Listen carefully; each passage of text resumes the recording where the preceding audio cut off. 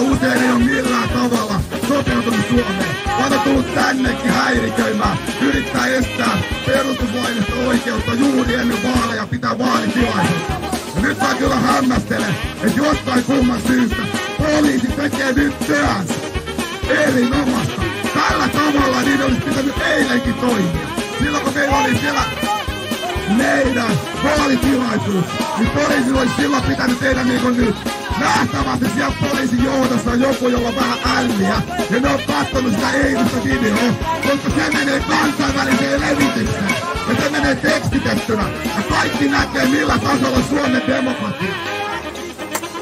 No niin, voisiko katsoa, joku poliisi voisi kävellä tuolla, että on hyvä, nyt enää joku sinne. No niin.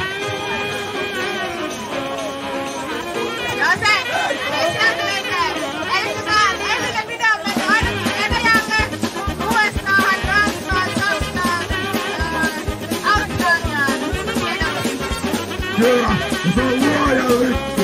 Se on todella luojan lykky, että meillä on vaihtoehto media. Nyt oli kananmuna lensi. Hei, käytäkää! Harmaa paitainen heittelee kananmunia, poliisi! Harmaa piponen heittelee kananmunia, poliisi! Harmaa piponen heitti just kannataan! Hei, taas tuli nyt on minuutin vielä kananmuna. Elikkä ottakaa nyt poliisi, meikää tuonne joukkoon ja estäkää se! Elikkä poliisi! Tehkää työntä! Poliisi! Nyt ei ole omat sijat mene, ei mene joukkoa, toinen joukkoa tonne. Okei. Mut toi lähti yksin. Nyt se on oikein näin. Joo. Hei, joo. Se on kiva, mut sun pitää nyt.